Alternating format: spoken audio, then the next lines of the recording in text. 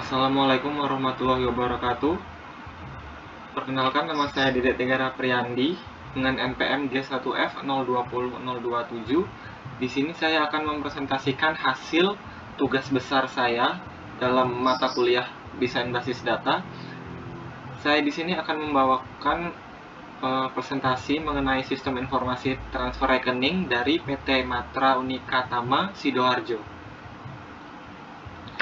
Baik, untuk memulainya saya akan memulai dari profil singkat perusahaan yang akan menjadi studi kasus saya, yaitu PT Matra Unika Tama. Jadi PT Matra Unika Tama berdiri pada tanggal 7 Juli 2007. PT Matra Unika Tama merupakan anak perusahaan dari PT Unicem Candi Indonesia. Direktur PT Matra Unika Tama adalah Bapak Pin Haris yang merupakan anak dari pemilik PT Unicem Candi Indonesia. PT Matra Unika Tama memiliki dua jenis usaha utama, yaitu jasa trading dan jasa drilling fluid engineering.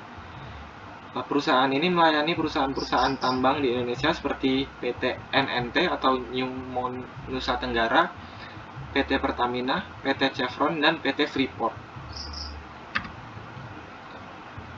Kemudian sistem informasi yang saya ambil dari perusahaan ini yaitu sistem informasi transfer rekening yang ada pada bagian kasir.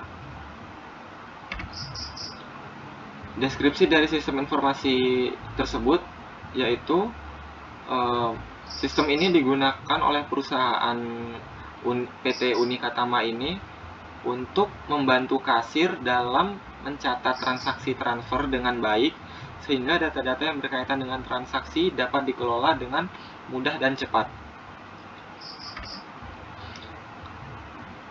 Pada studi kasus ini saya membuat beberapa diagram berupa yang pertama ada IRD, yang kedua CDM, dan yang ketiga PDM.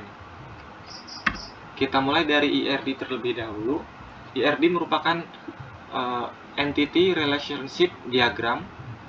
Diagram ini menjelaskan hubungan antara entitas dengan entitas yang lain. Terlihat di sini terdapat 4 entitas, 3 entitas maksud saya, yaitu bank, penerima, dan pengirim. Dan masing-masing entitas memiliki atributnya masing-masing. Dan setiap entitas memiliki relasional atau hubungan yang berbeda-beda. Seperti contoh, antara bank dan penerima memiliki relasi 1 ke banyak, dan pengirim ke bank sama, yaitu 1 ke banyak. Kemudian ada relasi banyak ke banyak, yaitu dari penerima dan pengirim.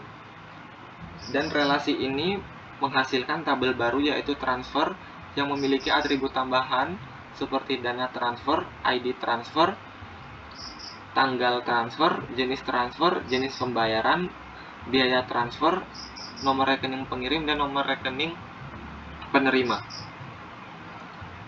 Kemudian kita lanjut pada CDM. CDM merupakan konseptual diagram.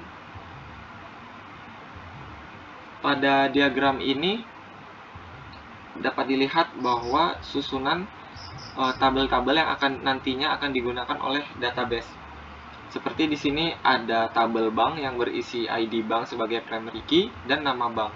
Kemudian tabel penerima memiliki primary key nomor rekening penerima. Kemudian disusul oleh atribut-atribut yang lain berupa ID bank, nama rekening, cabang bank, alamat, dan telepon. Tabel pengirim pun sama, hanya saja primary key berbeda, yaitu nomor rekening pengirim. Kemudian seperti yang saya bilang tadi, antara penerima dan pengirim memiliki relasi banyak ke banyak, yang mana itu akan menghasilkan tabel baru yang merupakan tabel transfer. Dalam tabel transfer ini terdapat 1 primary key, yaitu ID transfer, dan mencakup atau memuat foreign key dari tabel penerima dan tabel pengirim. Kemudian ada atribut tambahan seperti tanggal transfer, dana transfer, jenis transfer, biaya transfer, dan jenis pembayaran.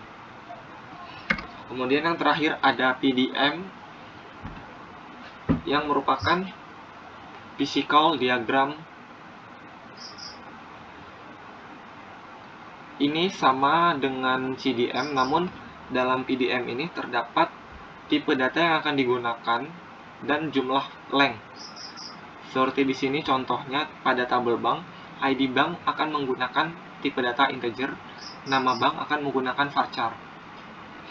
Begitupun untuk tabel-tabel yang lain, seperti tabel penerima ini, nomor rekening penerima akan menggunakan tipe data char, ID bank integer, nama rek menggunakan varchar, cabang bank menggunakan varchar, alamat menggunakan teks, dan telepon menggunakan varchar.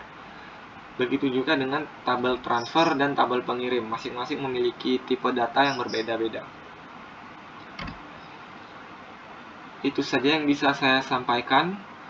Terima kasih banyak atas perhatiannya. Saya mohon maaf apabila terdapat kekurangan pada hasil dari tugas saya yang saya buat ini. Dan mohon maaf juga jika penyajiannya kurang maksimal. Saya ucapkan terima kasih. Wassalamualaikum warahmatullahi wabarakatuh.